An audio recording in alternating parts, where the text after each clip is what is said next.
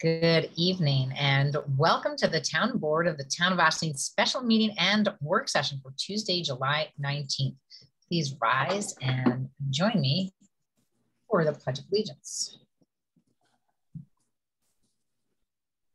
I pledge allegiance to the flag of the United States of America and to the republic for which it stands, one nation, under God, indivisible, with liberty and justice for all.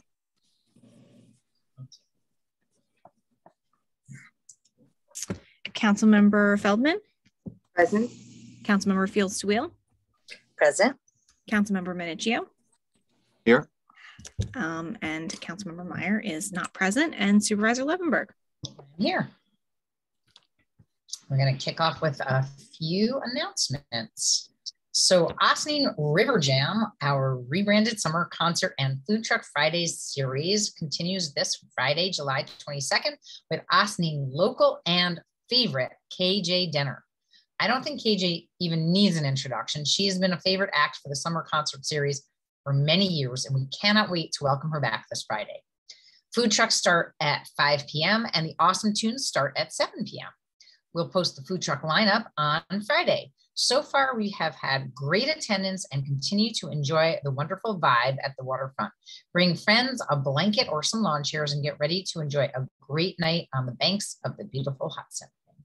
And there's more free summer entertainment with a summer acoustic series at Market Square on Wednesday nights at 7 p.m. this week with Midnight Maisie. Also on summer Mondays, jazz at Henry Gordine Park starts at 6:30 p.m. The next jazz concert is this Monday, July 25th with the Mike Clark Organ Trio.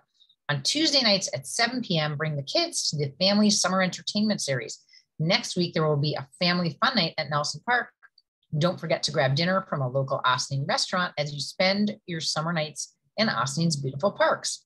And if that's not enough, tomorrow night, Wednesday, July 20th, is a return of the ever popular summer block parties, co-hosted by the Austin School District and the Austin Police Department. The first block party of the summer will take place on Broad Avenue from 4:30 to 6:30 p.m. with a pop-up circus, a DJ, freebie giveaways, games, a mobile food pantry, job information opportunities, adult resources, school supply giveaways, and much, much more. Can't wait to see you there. Also this week, Wednesday, July 20th through Friday, July 23rd is another family fave, St. Augustine's Festival. From 6 p.m. to 11 p.m., head over to St. Augustine's grounds on North Highland for food, rides, games, entertainment raffles, and more. It's sure to be a fun couple of nights celebrating this Austin favorite. And another one of my faves returns for the second year. Westchester Collaborative Theater will be holding Parking Lot Plays, an outdoor short original play festival this weekend and next, July 22nd through the 31st. Performances are Fridays and Saturdays at 7 p.m., Saturdays at 2, and Sundays at 3. Grab your tickets now at www.wctheater.org. This Sunday, July 24th, more than 50 Westchester County residents are opening up their gardens to showcase pollinator-friendly landscaping practices. Visit www.healthyyards.org/tour to learn more and plan to visit a few gardens to learn the tricks of the trade. There are a few featured in Austin and Briarcliff. A quick note about an upcoming road closure. The town of Newcastle will be closing Hawks Avenue from July 27th through August 2nd, excluding Saturday and Sunday, from the hours of 7 a.m. to 5 p.m. to complete some repairs necessary before they undertake repaving. A large excavator and other machinery will be working on the road. Provisions for emergency vehicles will be made. We're also trying to get more information from Con Ed about work they are doing in the town not too far away, which has also seen road disruptions, and we will share more details when we get them. Finally, today's hot weather is only going to continue and likely get more severe, especially the humidity, as the week goes along. The Joseph G. Caputo Community Center will be open as a cooling center through Friday from 9 a.m. to 9 p.m., Saturday from 9 a.m. to 6 p.m., and Sunday from 9 a.m. to 3 p.m. The pool will be available for open swim through Friday from 7 to 8:45 p.m., Saturday from 12 noon to 5:45 p.m., and Sunday from 12 noon to 2:45 p.m. There is a fee of $5 per person for those in the community who are not members. The spray park at Lewis Angle Park will also be open extended hours from 11 a.m. to 8 p.m. during the heat wave. Please remember, swimming is not allowed at Lewis Angle Park Beach. There is no lifeguard on duty, and we cannot determine that the water quality is safe for swimming, especially following a heavy rain event like we had yesterday and last night. Please be safe out there, hydrate, and if you can, try to enjoy summer until we're complaining about the cool weather again. And that's it for my announcements. Do any of my colleagues have anything to add? Okay, hearing none, I guess we can move into our special meeting agenda. Personnel, seasonal parks groundskeeper. Resolved that the town board of the town of Ossining appoints Edward Bryle Ossining to the seasonal position of parks groundskeeper at an hourly rate of $15 effective July 18th, 2022. Do I have a motion? So moved. Second. So yesterday was the first day for Edward Bryle, a rising OHS senior who will be helping out in our parks for the rest of the summer. So far, we've gotten good reports from our parks crew. He's quickly learning the ropes. So welcome, Edward. All those in favor? Aye. Aye. Anybody opposed? Thank you. With that, may I have a motion to adjourn to work session? So moved. Second. All those in favor? Aye. Anybody opposed? So first on our work session agenda is a discussion on a proposed local law regulating bikes, e-bikes, and e-scooters in the unincorporated town.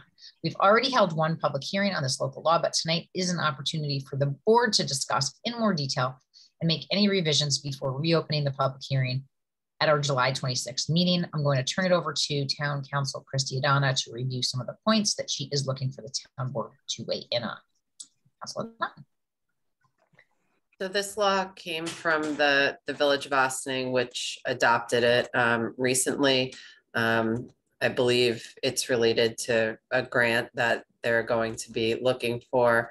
And so the village had asked the town to consider doing the same, given the close proximity, obviously, of the municipalities and the fact that a lot of these vehicles, so to speak, will often travel from the unincorporated town to the village and vice versa.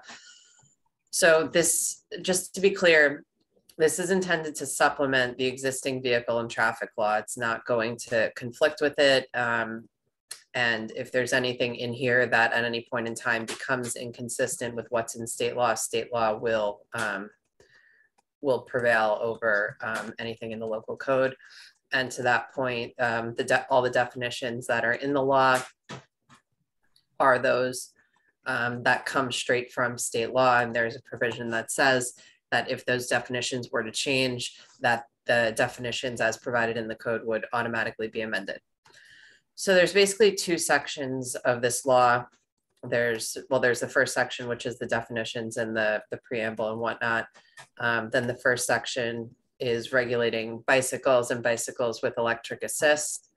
And there are a couple of different classes of bicycles with electric assist. Basically, whether you have to pedal or whether the bike does all the work for you. And in no instance is the bike supposed to exceed 20 miles per hour. So there's a provision that says basically you can't tamper with or modify the bike to make it go faster. Yeah, Angela. Sorry. That's always tough. So one of the things that I think the village had been looking to do when they were considering this law was adopting certain locations where you can and cannot use these types of vehicles, the bikes and the e-bikes. And so I understand from some communications that the village had with their staff, the police department had advised that there really isn't anywhere in the village that prohibits the use of motorcycles or regular bikes on any streets in the village. So it didn't really make sense to prohibit these types of, I guess, hybrid models on any streets. but there were some recommendations made by the park recreation superintendent, Bill Garrison, about restricting where these bikes and e-bikes could be used in parks. Specifically, it was suggested they shouldn't be allowed in ball fields, courts, skate parks, and grass areas, the Sing Sing Kill Greenway, and the walkway at Richard Wishney Park. Again, we're talking about in the context of the village. So I guess my question to the board is, are there any areas that you want to specifically identify as being areas where the use of bikes and e-bikes are not, I'm sorry, this only applies to e-bikes, where e-bikes would not be permitted, basically electric bikes that can go up to 20 miles per hour? I would say definitely at Cedar Lane Park for sure. The little trail around the pond we don't want, and then there's the hiking trails at Ryder. We were already, we don't want to see ATVs back there. I don't think we want to see electric bikes either riding around back there. It's not really a bike friendly trail in my opinion. It's too small. So I would definitely designate at least those two, and then probably the same with, I don't think you want to see them on ball fields either. So any of the ball fields. Councilman Fields Tuio. Yeah, I'm concerned about them being anywhere really near the school parking lots. And why is that? I just foresee some young people, not utilizing them in the way they should be. And young people could be people in their early 20s. Or maybe we can just say during school hours and not have it like a broad brush, never in school parking lots. There was an article that came out today. I was actually just sitting here looking for it, that, e-bikes in certain areas can be more dangerous than others. And I just think on school grounds, we should just try to keep it away from there. There are the only downside is, I know you're not supposed to, you're not supposed to have passengers, which is actually a question that I had, but, it might be a form of transportation for somebody who couldn't make it on time to school, theoretically. Although, I think like 17 or 18-year-olds are allowed to ride them. So it might be an alternative form of transportation. And if you're limiting it, somebody getting to school by that way of transportation, maybe that's not a good thing. Well, you're right, because I do know some students that have electric scooters. Right. So I don't know if there's a difference between an electric scooter and electric bike. I don't know if one goes faster than the other. Well, there is a difference, but I think they're identified, both of them in this local law. They're both defined. So, and I don't think electric scooters can go over 20, or maybe I saw something 25. I don't remember if it's 25, but it's still 20 miles. The way the law is drafted, both electric bikes and electric scooters cannot exceed 20 miles per hour. Right. And you're not allowed to ride them if you're under 16 or 16, under 16 or 16 and under. I can't remember. Under 16. Under 16.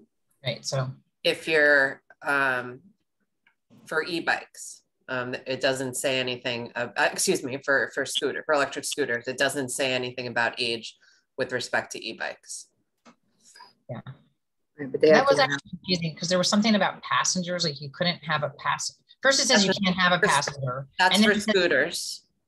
Well, it says you can't have a passenger, and then it says something about people 16 and under can't be passengers, or can't have passengers, or can't be passengers. But it just said you can't have any passengers. So I didn't understand that.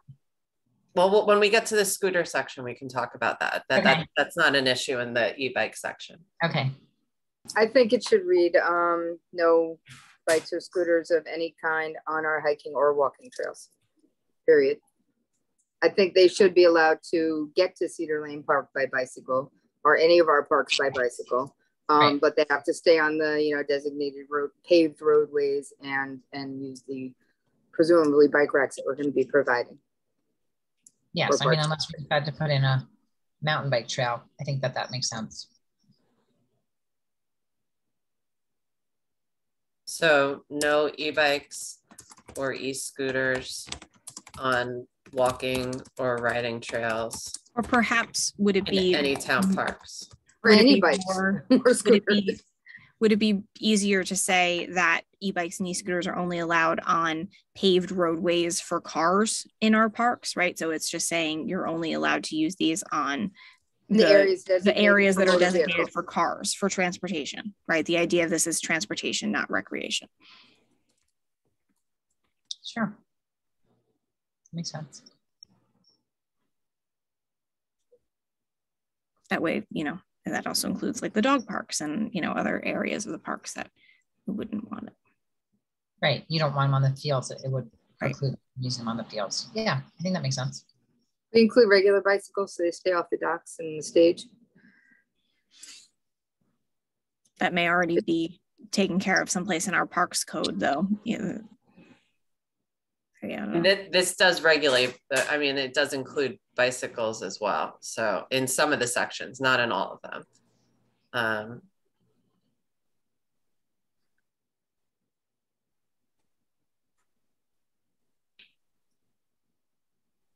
So, okay, the next section talks about designating specific town-owned public properties specifically for these types of uses.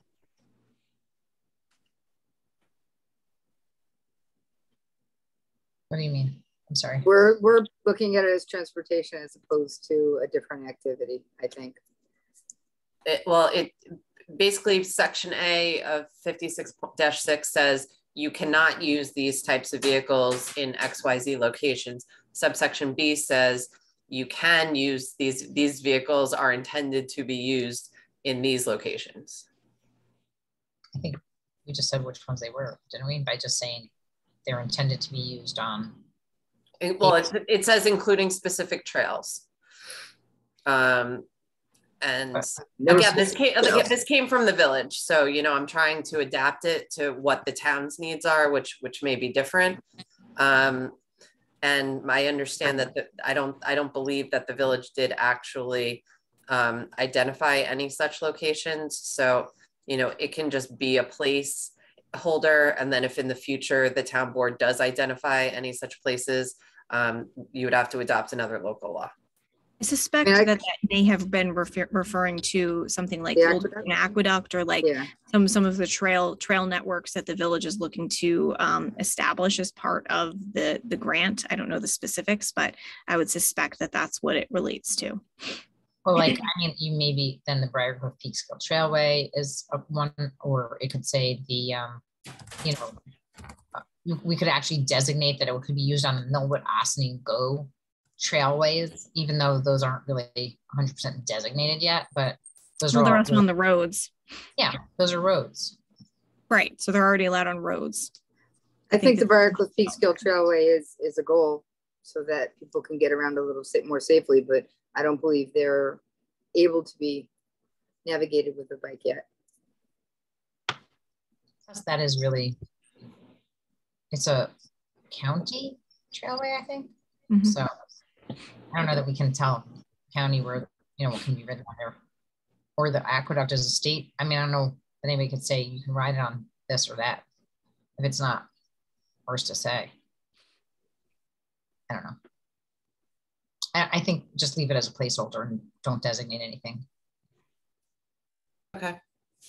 And then the next section talks about circumstances where e-bikes can be parked on sidewalks in the town.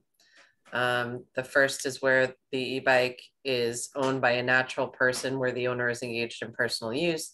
The second is where the e-bike is being used to transport property and commerce, and the operator is engaged in commercially in the loading or unloading of property. I imagine that's like restaurant deliveries.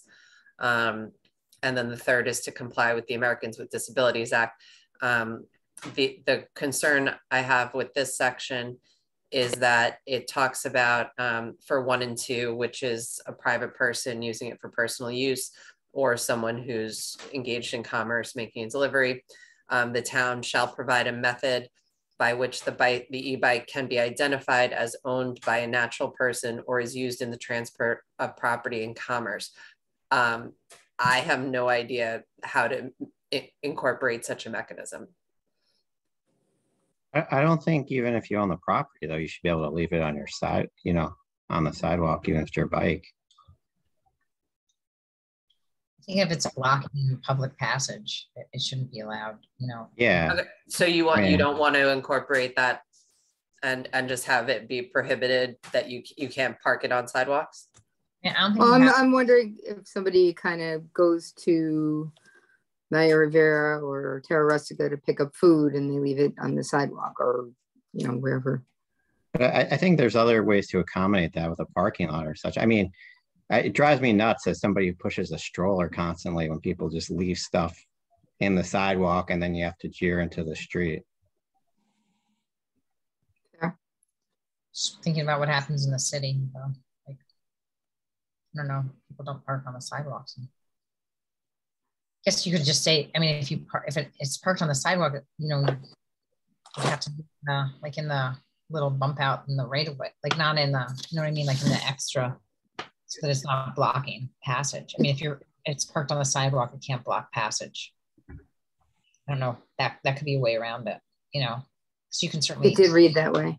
Do Not that. blocking, not blocking to the point that the American Disabilities, you know. Yeah. Well, the ADA is its own separate thing. I don't think we can regulate anything that's, you know, being used to comply or accommodate someone who's covered under the ADA. So, oh no, I thought it meant that not to block it, so, you know, to make sure it wasn't blocked so that, you know, oh, I see what with you're the disability could get through. Right. You know, like a stroller could get through, or, you know, a wheelchair could get through. I got you. You know, in a manner to leave enough room for a wheelchair and or a person with disabilities to get through. So, okay, so I think we addressed that, but that still goes back to my issue with, I don't know how to provide a method where you can identify whether the e-bike is being used by someone for personal use or engaging in commerce. And I mean, I think it's just, the point of it is to identify why people might be. So then should I take out that sentence? Maybe. Yeah. Especially if it says natural person in it, because I still natural, what is it? Natural human person. Natural person where the owner is engaged in personal use. No natural dogs may ride these bicycles. Provided that the electric scooter is not parked in a manner that interferes with the free passage of pedestrians. Right. Yeah, that makes sense. I don't know. Greg, are you okay with that? If it doesn't interfere? Yeah, I'm good with that. Okay. We don't have that many sidewalks, and our sidewalks are very wide, the ones that we have on North State Road. So theoretically, you're right that they could be easily parked in the parking lot. And I guess you could say if there's no other alternative, it's not that possible. Say. So ideally, you would like to see these e-bikes parked in the parking lot or in some other area designated for parking. But if that's not feasible, then they can be on the sidewalk as long as they're not blocking passage. And then I can, you know, someone covered by the ADA or someone right. in a stroller. Right. With a stroller, exactly. Like right. Yes.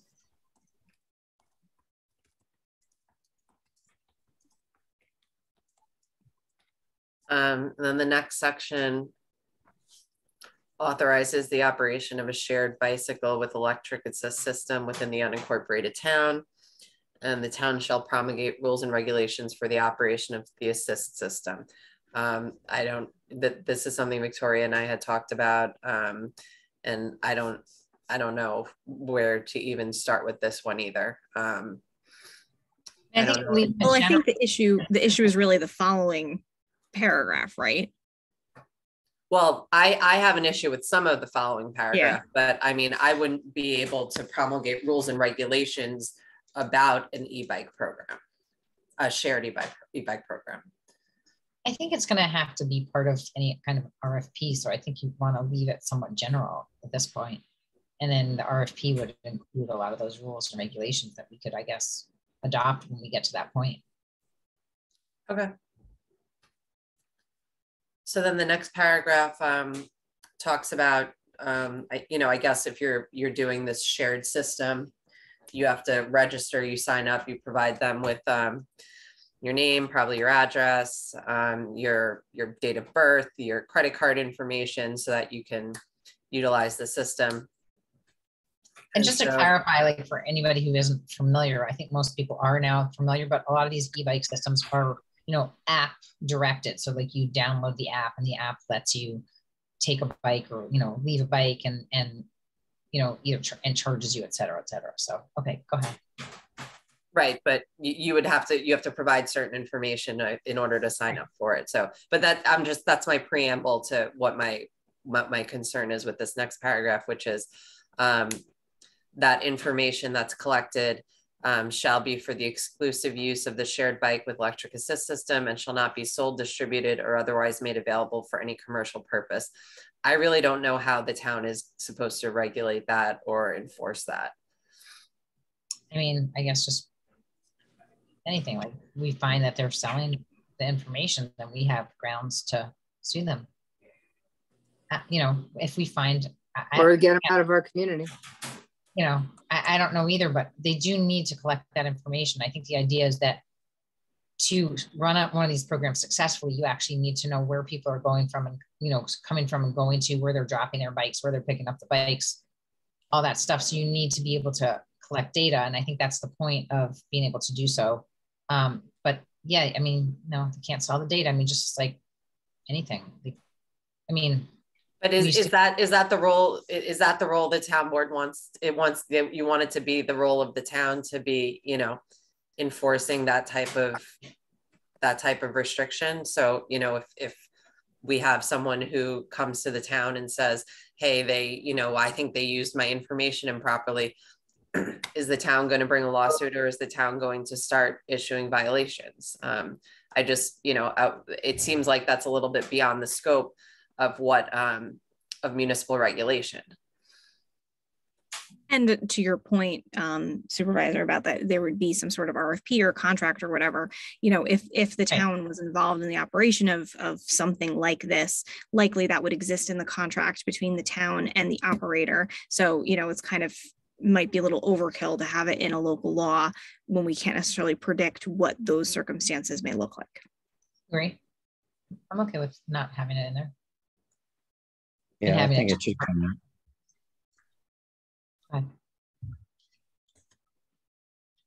Say it again, Councilman Meyer. Greg or me? Whoever. I heard you both talking. Yeah, no, I agree with Victoria. Once we get the app company who runs it, we're going to ask those assurance through them. So I'm good with that. They're the same thing. Okay, well then I acknowledge both of you.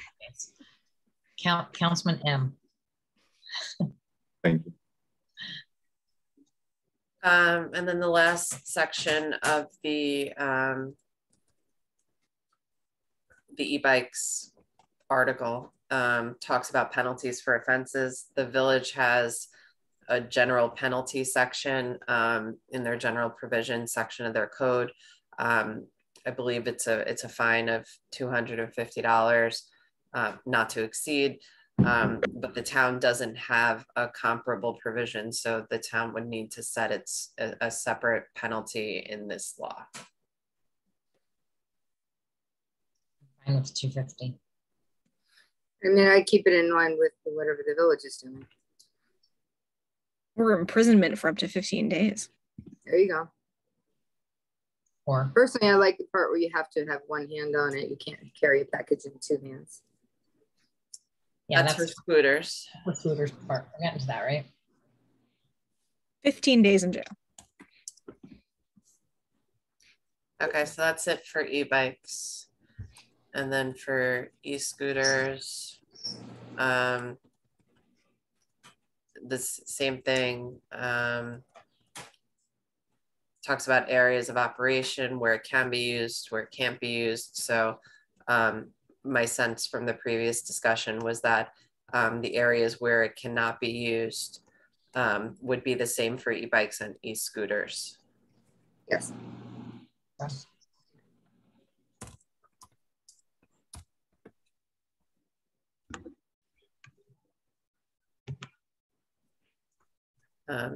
There's a similar provision about the circumstances under which it can be parked on the sidewalk.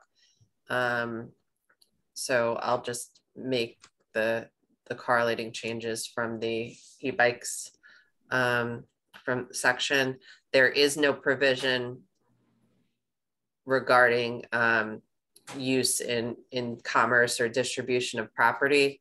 It only says that it can be e-scooters can be parked on sidewalks if it's a natural person engaged in a private use, provided that it doesn't interfere with the passage of pedestrians on the sidewalk, which I don't think was in the e-bike section. So I can.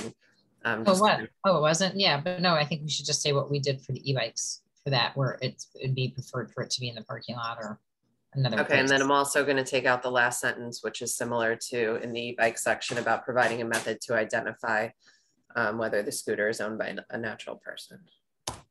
Okay. And then 5611 talks about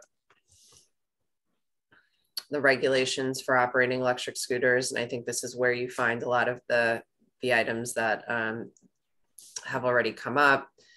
It can't carry more than one person at a time. You can't carry any person as a passenger in a pack fastened to the operator or fastened to the electric scooter. You can't carry a package, bundle, or article that prevents keeping at least one hand on the handlebars. I'm sorry, doesn't it also say you can't carry a passenger, period? Doesn't it say that? I think the top one said can't carry a passenger and this one says can't carry more than one. I had that confused also.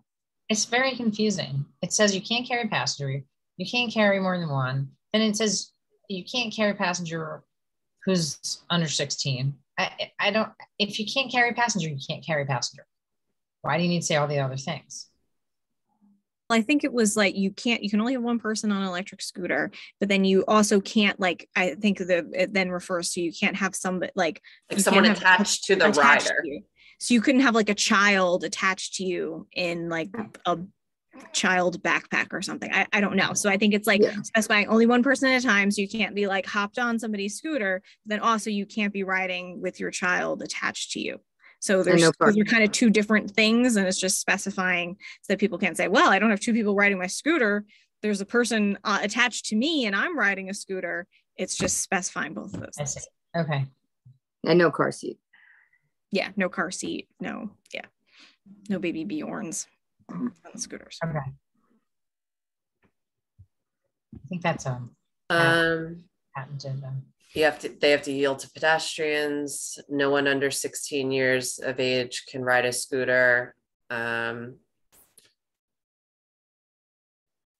And basically anyone over 16 can't let, again, it's a little bit repetitive, but again, anyone over 16 can't let someone else under 16 ride as a passenger.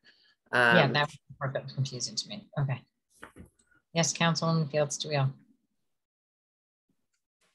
So this age requirement might be a problem. I know last year there were some freshman high school students that were taking e-scooters to school. And they're definitely not 16 as freshmen. So I don't know, I think that's gonna pose a problem. I've also seen several people, having their kids on the back as passengers, and look like it fit. Well, that shouldn't be, but I'm just saying high school freshmen are not 16 and I've seen them go to school on them. So that might pose a problem. Well, we can certainly run this by our police chief and ask him. But I think the village did so, and I don't know that there were any comments, so we can try. Okay.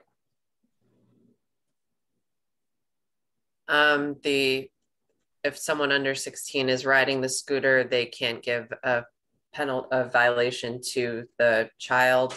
They can only give it to the parent or guardian. if the child is riding the scooter in the presence of the adult or guardian.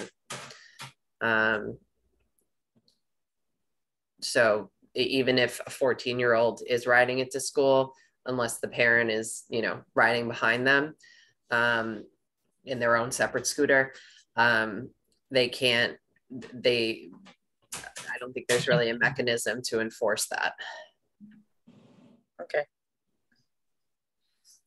Is it not legal in New York state to ride an electric scooter if you're under a certain age? I mean, is that where that's coming from? I just don't know.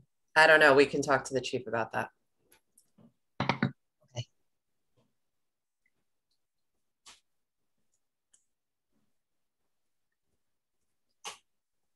You can't, so the definition of an e-scooter is that it can't exceed 20 miles per hour, but it says that here that it can't be used at a speed exceeding 15 miles per hour. So, but I think the definitions are just what's provided, like I said earlier, in state law. And then no electric scooter may be operated on the sidewalk except in the circumstances we talked about. And basically that's just if it's being parked there. That's weird because I've seen electric scooters mostly on the sidewalks All the time. So right? do you want to? We don't have bike lanes. It's safer there. I think it's safer. Well, the next section does talk about where electric scooters can be used. Well, I think in the case of where the sidewalks are in the unincorporated town of Ossining, it's North State Road where there are bike lanes. So That's true. We don't have any of it. This is true. Yeah, so then the next section talks about where Also, I guess in Cortland.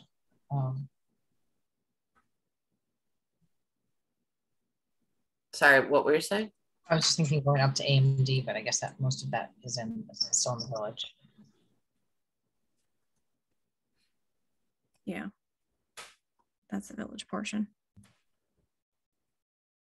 So the next section talks about they should be operated in a bike lane or in the right-hand curb edge or in a right-hand shoulder to prevent interference with the flow of traffic, except when making a left-hand turn. And that people operating electric scooters should ride single file. So, you know, you don't have 3 people riding next to each other. And then the next section talks about lighting so that the electric scooter is visible if it's being ridden from 1.5 hour after sunset to 1.5 hour before sunrise. You have to have a lamp so that it can be visible and a bell so that it can be heard within 100 feet. And that's just for the scooters, not for not for electric bikes. Is that right? Yes, this section is not in the e-bike section. I feel like in the e-bikes, it should have something about lighting as well. And also it should mention brake lights. You should be able to see it from the back. If you're going to be operating one of those electric bikes at night, they should have lighting provisions as well. Do they come with lights? I don't know the answer to that question. Okay. Not sure. Again, probably something you could require if you had, you know, in your RFP. We probably have to find, yeah, well, for the ones who are renting them, yeah. For the people who own them. Yeah. I mean, I would think they would, but I don't know. I don't know if it's required of, you know, again, by law, by state law. Because the state law is fairly new on this, on the, you know, electric assist bikes. It's like only a couple of years old. And they're not registered vehicles or be registered, you know, with the state. So usually they don't have to succumb to those laws as far as putting the light. They're probably just gonna put reflection and stuff like that on it, reflectors. But I don't know what specs the electrical bikes come with, the electrical scooters, but I'm sure, you know, they don't have to be checked by anybody. The outfit who makes them and we buy them from, they're gonna have to maintain them, correct? Is that true? Just looking at it. Yes, if we were to have a shared bike program, yes, that is how it would work. They would maintain them and they move them and things like that. Charge them overnight, all that stuff.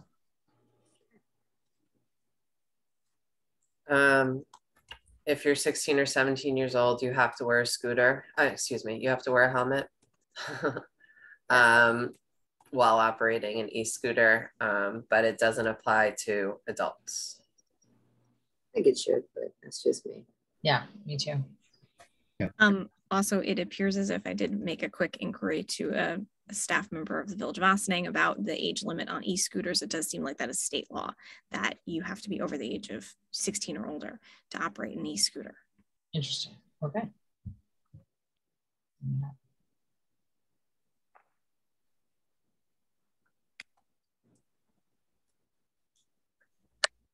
So you want a helmet for all ages? I If that's, don't know that that's consistent reasonable. with state law.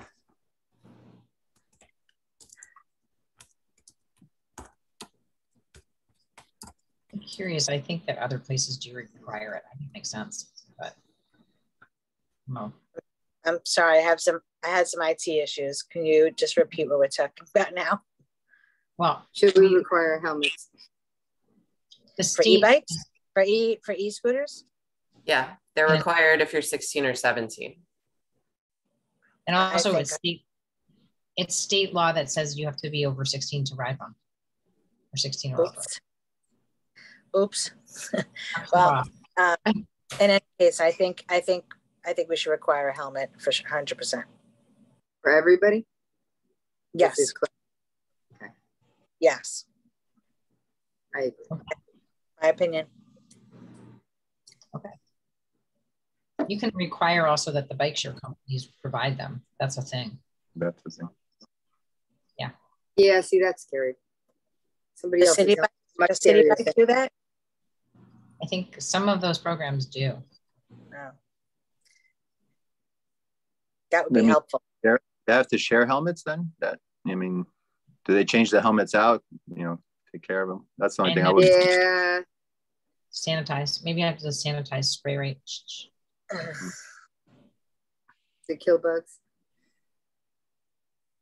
Well, I guess for somebody who's going to use them, probably is going to purchase their own helmet. So I would require for everybody's safety. But I think somebody who's going to use it a lot is going to purchase their own helmet most of the time. Or at least their own spray.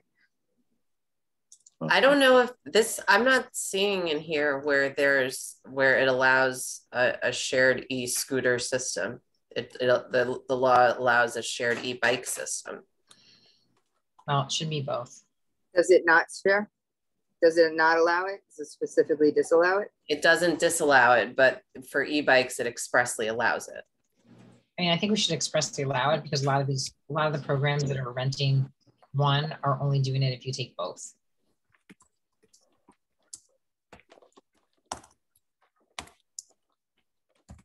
Both e-bikes and scooters, or bikes and e-bikes? E-bikes, scooter, and e-scooters. Like that's what happened with mine. They ditched us because they moved to the e-scooter business, and We didn't. Well, not that we didn't, but that was actually before the state even allowed any of this stuff. So they kind of just moved to other places, I think. And the scooters took off, haha. And faster, I think, even than the e-bikes. But obviously, we're all seeing these e-scooters in places, so I think it, makes sense if that's the direction that we're going to make sure that they're being used safely. And then the last substantive section is talking about reporting an incident that involves physical injury with an e-scooter, which does not exist in the e-bike section. I think these kind of things should be the same across the board. Seems like it. If we're going to require it, why wouldn't anybody be required to do that anyway? I don't know what that means. Like, are we going to enforce that? Somebody didn't report something. Yeah, it's got to be the same for both. Well, if there's an injury involved, or if a police, Is that something we require if somebody sees a car? Like, is that in local well, if law? they're involved in it, knowing or having cause to know that physical injury occurred, if you're operating the electric scooter. If you're operating, okay. Right, operating. So then, yeah, it seems like that should be included in this section about e-bikes too. Yeah, if you run somebody over, you should be required to report it. It's true. I agree. And then the last one is penalties for offenses, which we already talked about in the context of e-bikes. Yeah. If I could just add one more thing on that, Christy. Yeah. At what point can you pay $250 fine and abuse the e-bike system or the scooters? I mean, is there anything you put in there? I mean, do you lose your privileges at all? Is that handled by the company we hire, or is that something we put in here?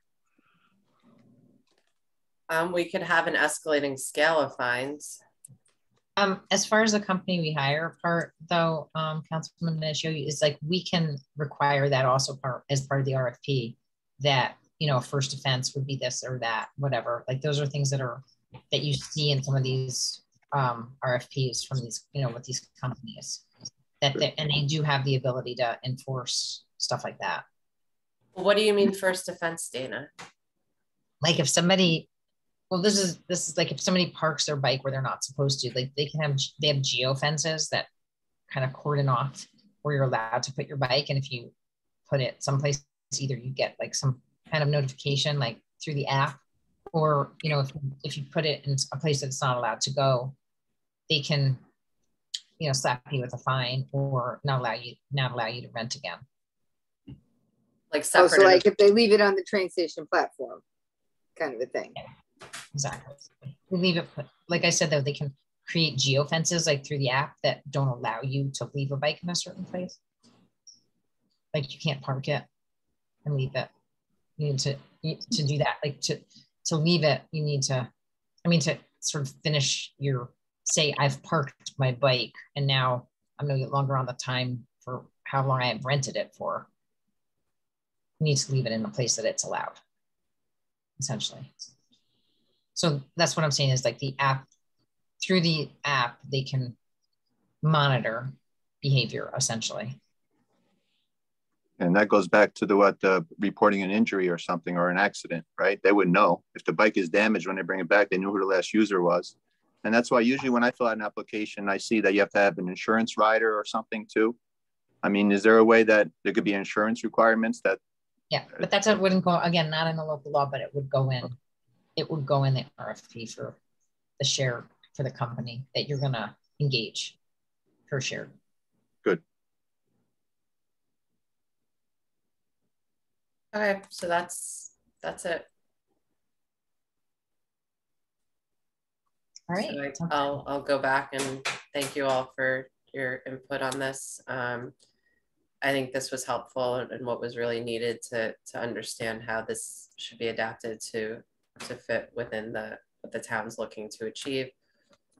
So I'll do that, and I'll try to have it ready. I will have it ready in advance of the next meeting where the public hearing will be continued. Okay, sounds great. All right, and so moving right along, next up at our last legislative session, we adopted a local law allowing the board of the town of Ossining to conduct business remotely via video conferencing. Per state law, that local law must be accompanied by a policy adopted by the board. Our council drafted this policy. We're hoping to get some feedback from the board on the draft policy before it is put on an agenda for adoption. Guess who I'm turning it back over to? So, I mean, we've talked about this law in depth and pretty much what this, the law required, as Supervisor said, the adoption of a separate policy. So pretty much the policy just reiterates what's in the law. A couple of things to note is that there's an acknowledgement that the town board recognizes the benefits of allowing members of the town's public bodies, as well as staff, consultants, guest presenters, and the public to attend meetings via video conferencing because it maximizes participation, and it also has obviously health benefits. And then this policy will apply not only to the town board, but to all quote unquote public bodies of the town of Ossining, which includes all boards that are subject to the open meetings law, which would be the planning board, zoning board, architectural review board, and town board. The policy can be amended by resolution of the board. The board will broadcast meetings using video conferencing, which is another requirement of the law, and it's something that the board already does.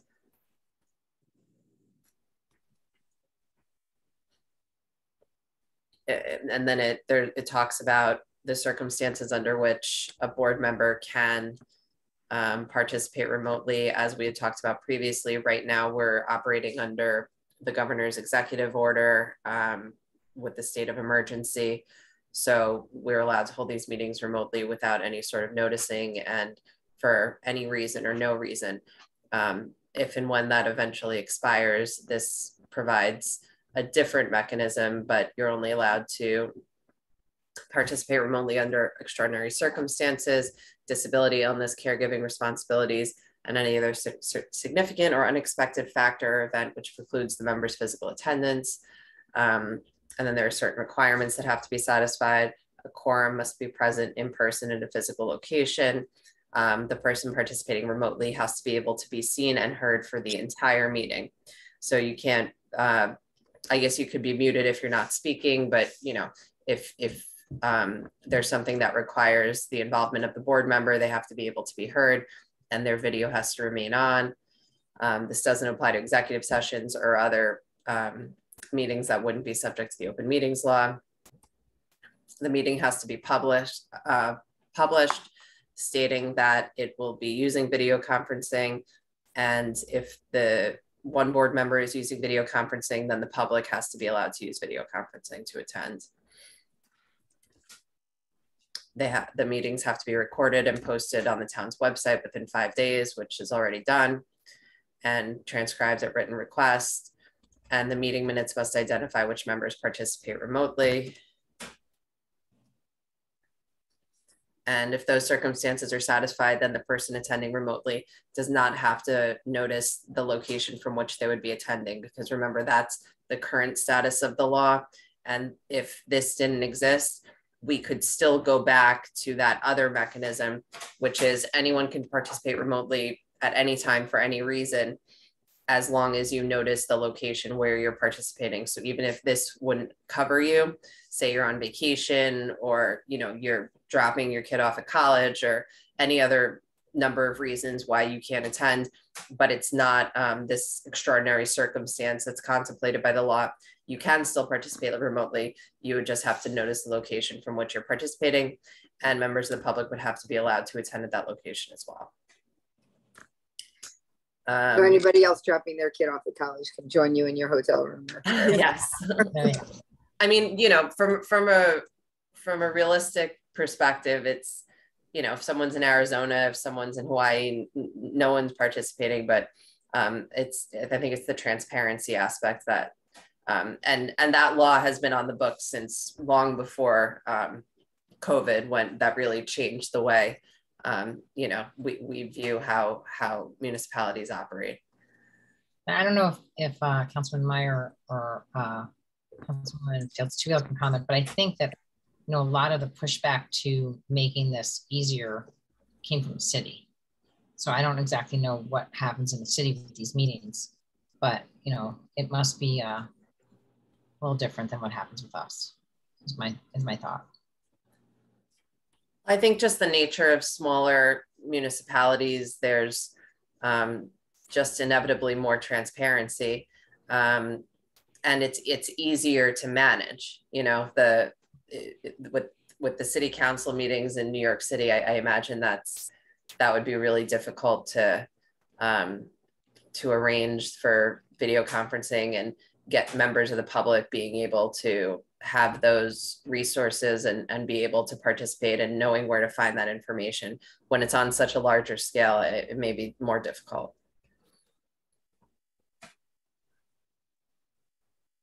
Okay, well, sounds good to me. I didn't have any issues with anything. So if everybody's good with it, I think we should move forward to adopt. Ready good? Yep. Okay. Yep. Go for it. Fantastic. Thank you so much, Councilor Donna. Moving along once again, it is in fact grant season. Next week, requests as part of the state consolidated funding application are due. I'm going to turn it over to one Victoria Caffarelli to give us a brief overview on the applications that we intend on submitting this year. I'm sorry. Councilwoman Feldman, did you have something? Just said bless you too, Chris. Oh, bless you. Oh, bless you. I'm sorry. I got cut off. Sorry about that. Bless you. Okay. Yes. So we have 3 applications that our grant writing team with Millennium Strategies are currently working on. The first one is under Empire State Development. We are applying for the Engle Park Stage Project, which we had put in for under the Village's Downtown Revitalization Initiative. We had requested $600,000 of a $1.2 million project under the Village's DRI. And this program that is available under Empire State Development is sort of the same funding source as the DRI initiative. So it's very strongly encouraged that any community that has been awarded the DRI and any projects that are being named in the DRI plan should apply also under these funding sources as well through the state. So we're able to apply for 20% of the total project cost under Empire State Development to supplement our request to the village not to the village, but to the state through the village under the DRI. So that is project number 1, just to supplement what we've already got in the works with the DRI.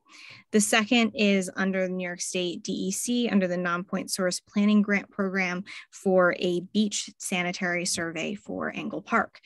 So the maximum we can request is $30,000. We did request of HDR, which is the engineering firm that is working with us on phase 2 of the Climate Adaptive Design Studio to kind of give us an understanding of what could be accomplished for the maximum grant request. And it seems we're pretty confident that we can complete at least the initial stages of evaluating the conditions of the beach. And this survey would go beyond just water quality testing, which we have done a good deal of water quality evaluations.